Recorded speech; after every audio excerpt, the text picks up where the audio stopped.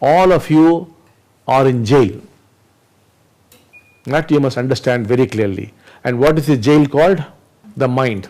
You are in a jail called the mind. Why? Because you cannot experience anything. Just like a man in jail, can he experience the outside world? Nothing. He can't experience. He can't breathe the fresh air outside, can see the light outside, nothing. That is your condition. For example, you cannot experience a glass of water. No. You are thinking, no. The moment you start drinking, you say, okay, I am thirsty, or you say, this is a mineral water, or that Kinley, or a Coca-Cola, whatever, some remark you will pass on that. Or you will think of the cricket commentary, what's happening in the IPL match, or what happened in the office, something will go on. Your mind will not allow you to experience that glass of water. Say your morning breakfast, your chapatis or whatever, your bread or whatever you eat, no, you're not enjoying it. You can't experience it because the mind will not allow you. You look at your wife's face, you can't experience your wife. All the images come rushing in. The thoughts come in, the mind comes in. She's already old. Not that she's older, because thoughts have come in, the freshness is gone, the experience is gone.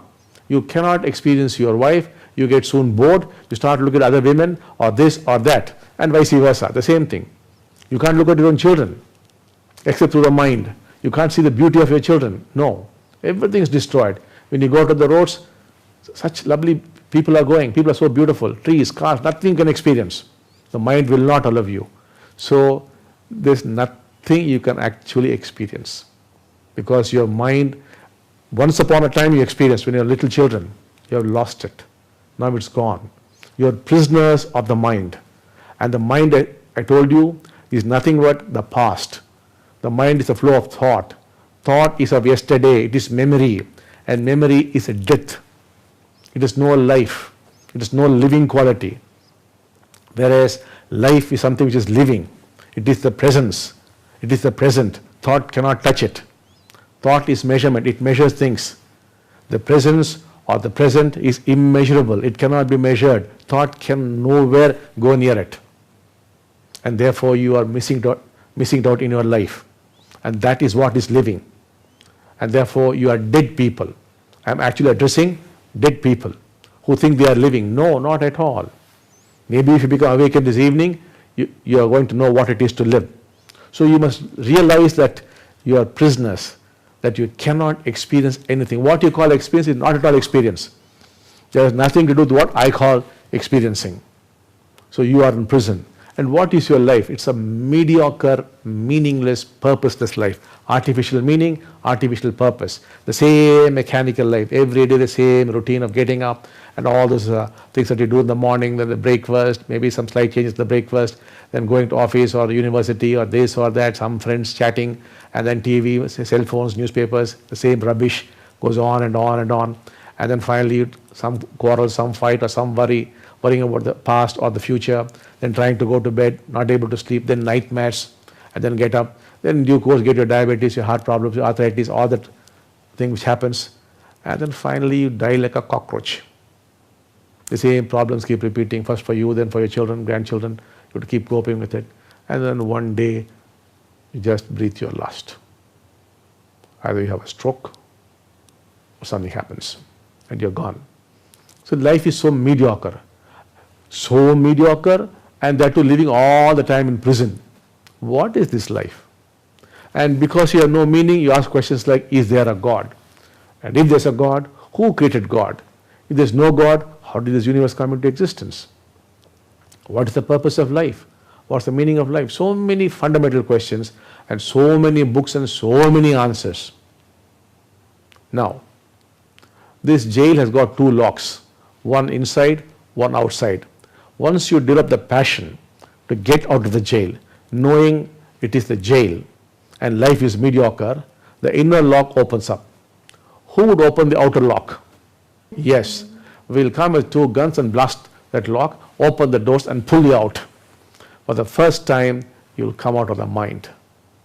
And then the first time you'll know what it is to breathe, what it is to eat, to drink, what it is to look at your wife, your children, your parents, your house, your car.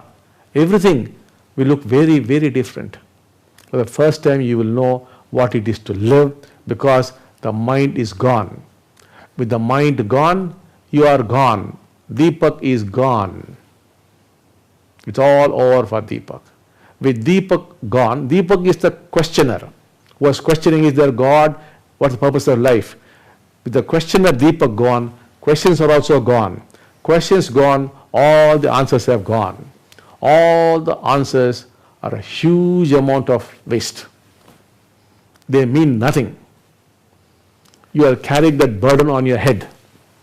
So this mind, which is a donkey, that is what you are carrying on your shoulders. When I look at you, what do I see? See a huge donkey, a complex donkey, which you are carrying on your shoulders, and the donkey's big head is resting on your small head, and you're walking like that. How pitiable your condition is. And the greater pity is you do not even know your condition is pitiable. That's your life. You're carrying the donkey. And so when you get awakened, you'll put down the donkey, and Deepak will jump onto the donkey. He will ride on the donkey. It's gone. For the first time, he will know what it is to live. And with that, he'll bundle up all the questions and the answers, all that he has read, and put it out. It's gone. Because now he's living now. If you're drinking mango juice, would you ask, how does it taste like? If you are living, would you ask questions like, what is life, purpose of life, meaning of life, what is God, who is God? All things are gone. You're living. And when you're living, it's all over. You're only witnessing life. It's all happening automatically. Everything is beautiful. You can play tennis very beautifully. You can do all everything is the same. Your job is the same, your business is the same, the house is the same, the wife is the same, the children are the same.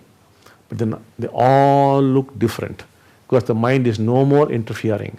You are in paradise. You're exactly in paradise.